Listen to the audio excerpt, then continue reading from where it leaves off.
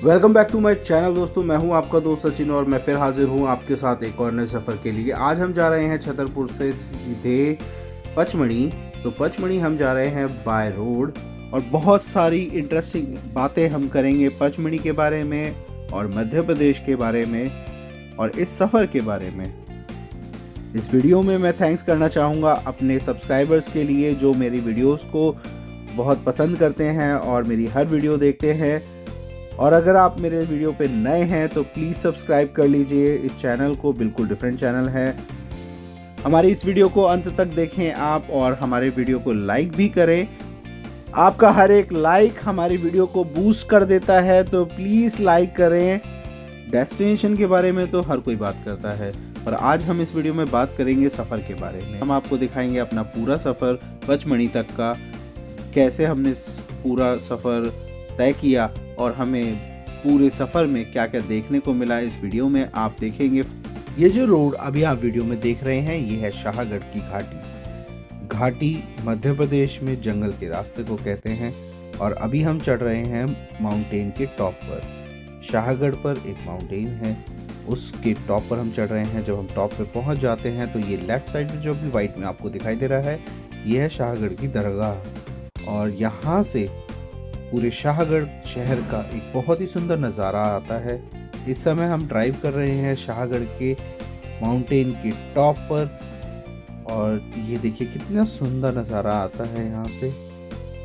यहाँ पर जगह जगह पोखर हैं जो बारिशों में भर जाते हैं और बारिश के बाद जब आप इस पूरे जंगल को देखेंगे तो एक बहुत ही सुंदर नज़ारा और बहुत ही सुंदर व्यू, मनमोहक दृश्य यहाँ से दिखाई देता है। इस समय हम समुद्र से 1348 फीट ऊपर हैं। छतरपुर से पचमढ़ी तक जो हम ये माउंटेन्स देख रहे हैं ये सारे माउंटेन्स विंध्याचल माउंटेन्स में आते हैं। विंध्याचल माउंटेन्स भारत के पश्चिम मध्य भाग में स्थित प्राचीन गोलार्ध पर्वतों की एक पर्वतमाला है। यह कई पेचदार खंडों में बटी हुई है। ऐतिहासिक रूप से इसे उत्तर भारत और दक्षिण भारत के बीच का विभाजन माना जाता है। इनकी जो मैक्सिमम हाइट है वो 3438 फीट है। ये माउंटेन्स मध्य प्रदेश, छत्तीसगढ़, गुजरात, उत्तर प्रदेश और बिहार तक फैले हुए हैं। भूवैज्ञानिक दृष्टि से विंध्याचल एक पर्वतमाला नहीं है बल्कि मध्य प्रदेश की अनेक पर्वतमालाओं का ऐतिहासिक सामूहिक नाम है, जिसमें सतपुड़ा पर्वतमाला भी गिनी जाती है। आधुनिक काल में इसे अक्सर मुख्य रूप से उन्हीं ऊंचाइयों की कागार में माना जाता है जो मध्य प्रदेश राज्य में नर्मदा नदी के उत्तर में उसके समानांतर चलती है। हालांकि उससे जुड़ी हुई कुछ अन्य पहाड़ियां भी इसमें गिनी जाती हैं। भाषा में यह पर्वतमाला पश्चिम में गुजरात, उत्तर में उत्तर प्रदेश व बिहार, मध्य में मध्य प्रदेश और पूर्व में छत्तीसगढ़ तक विस्तारित है। दोस्तों, इस रेंज से निकलने वाली नदियों की अगर मैं बात करूं तो इनमें से मुख्य नदियां हैं काली सिंध नदी, पार्वती नदी, बेतवा नदी, केन नदी, सोन नदी, तमसा नदी, परवन नदी, नेवज नदी। जब आप पूरी रोड ट्रिप करते हैं ना तो इस तरीके से आपको छोटी थोड़ी थोड़ी जगहों पर नदियां दिखाई देंगी और काफ़ी सारे जो पानी के स्रोत हैं, चाहे वो लेक्स हों, ये सब नज़र आएंगे। और दोस्तों, अब हम एंटर करने वाले हैं सागर शहर में। इसका अपना एक इतिहास है। सागर जिले का केंद्र है सागर शहर। मुख्य तौर पर लाखा बंजारा झील के किनारे पर बसा शहर है सागर शहर। इस झील को सागर झील भी कहा जाता है। यह सिटी तकरीबन 50 स्क्वायर किलोमीटर में फैली हुई है और इसकी जो ऊंचाई है वो समुद्र तल से 1401 फीट है। यहाँ की जो भाषा है वो नॉर्मल हिंदी है। अगर सागर शहर की इतिहास की अगर हम बात करें तो सागर शहर का इतिहास सन 1660 से आरंभ होता है, जब निहाल शाह के वंशज उदन शाह ने तालाब के किनारे स्थित वर्तमान किले के स्थान पर एक छोटे किले का निर्माण कराकर एक परकोटा नाम का गांव बसा दिया। वही छोटा सा गांव आज सागर के नाम से जाना जाता है। परकोटा अब शहर के बीचों बीच स्थित एक मोहल्ला है। वर्तमान किला और उसके अंदर एक बस्ती का निर्माण पेशवा के एक अधिकारी गोविंदराव पंडित ने कराया था।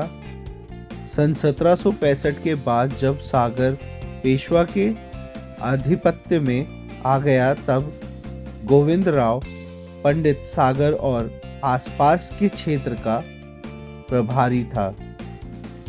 समझा जाता है कि इसका नाम सागर उस विशाल सागर झील लाखा बंजारा झील के कारण पड़ा जिसके किनारे नगर स्थित है। सागर सिटी को स्मार्ट सिटी की योजना में शामिल किया गया है। वर्तमान में सागर जिले में 11 जनपद पंचायत हैं, जिनके अंतर्गत 755 गांव पंचायतें आती हैं। 10 नगरीय निकाय हैं। सागर शहर की नगर निगम सीमा में आता है। दोस्तों, सागर शहर में हमने लंच किया और लंच करने के बाद हम निकल पड़े बरेली के लिए। बरेली मध्य प्रदेश में भी है और उत्तर प्रदेश में भी है। इस बरेली की अगर हम बात करें तो रायसेन जिले में आता है और यह एक नगर पालिका है। बरेली में एक उपजेल है। बरेली बरना नदी के तट पर स्थित है और यहाँ पर राष्ट्रीय कृषि उपज मंडी है और यह विभिन्न मौसमों में गेहूं, सोयाबीन, चावल और विभिन्न सब्जियों का उत्पादन करती है। ये नेशनल हाईवे 12 या नेशनल हाईवे 45 के माध्यम से भोपाल और जबलपुर से जुड़ा हुआ है। अभी हम जिस हाईवे पे चल रहे हैं ये स्टेट हाईवे है और ये है स्टेट हाईवे 15। अगर हम बात करें इसके कुल क्षेत्रफल की तो 2644 किलोमीटर स्क्वायर इसका क्षेत्रफल है। और अब ये देखिए दोस्तों, इस हाईवे पर जो हमारे बगल में जितने भी पेड़ दिखाई दे रहे हैं ये है सागौन के पेड़ और बहुत सुंदर लगते हैं ये पेड़। इनका फर्नीचर बनाया जाता है और बहुत एक्सपेंसिव होते हैं।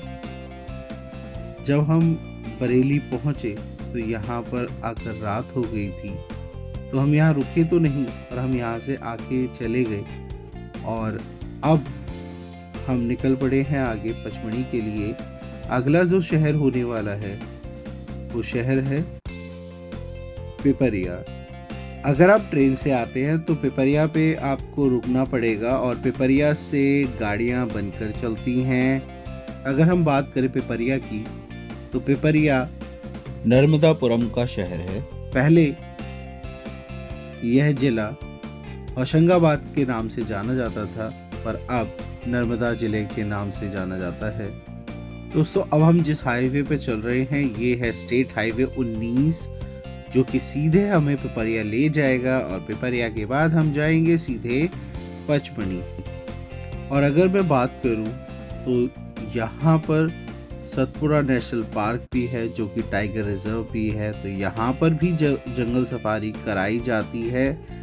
पर वही यहाँ भी हर जंगल की तरह शेर दिखने का जो चांस है वो बहुत ही कम होता है। तो और इसके जो चार्जेस आते हैं वो तकरीबन 6 से 7 हज़ार रुपये कॉस्ट करता है पर जीप उसमें 6 से 7 लोग आराम से बैठकर जा सकते हैं।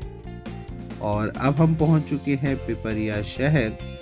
यहाँ पर हमने अपना ऑयल रिफ़िल करा लिया, क्योंकि पचमढ़ी के जो टॉप पर जब हम पहुँचेंगे तो वहाँ पर पेट्रोल पंप सिर्फ एक है और कोई पेट्रोल पंप वहाँ पर नहीं होता है। तो हमने यहीं पर फुल करा लिया था। और जब हम यहाँ से चढ़ते चले जाते हैं पिपरिया से पचमढ़ी के लिए, तो इस तरह का बड़ा ही तीखे शार्प टर्न्स आते हैं और खूब अंधेरा होता है और सिंगल रोड है। अगर सामने से कोई गाड़ी आती है तो रोड से नीचे उतार कर साइड देनी पड़ती है और बिल्कुल सुनसान रास्ता होता है। कोई भी यहाँ पर सामने नज़र नहीं आता है और पूरा जंगल रास्ता है और जो टर्न्स है काफ़ी शार्प हैं। और हिल पर जैसा कि मैं हमेशा बताता हूँ कि जो हमारी स्पीड है वो 30 किलोमीटर प्रति घंटे की होनी चाहिए, उससे ज़्यादा नहीं होनी चाहिए। उससे ज़्यादा अगर हम स्पीड कर लेते हैं तो हमारी जो जजमेंट टाइमिंग है वो कम हो जाती है। तो मैं तो आराम से ही ड्राइव करते हुए मैंने क्लाइंब किया था और बहुत ही मज़ा आया इस ड्राइव में। और काफ़ी डर भी लग रहा था रात को, क्योंकि रात में बिल्कुल खूब अंधेरा होता है। और शुक्र था कि इस समय यहाँ पर धुंध नहीं थी और रास्ता बिल्कुल क्लियर नज़र आ रहा था। तो हम लोग धीरे धीरे चलते चले गए और सीधा माउंटेन्स पर हम पचमढ़ी पहुँचे। यहाँ पर थोड़ा डर इसलिए भी लगता है कि जो कहानियाँ फेमस होती हैं पहाड़ों की कि कुछ मिल जाए।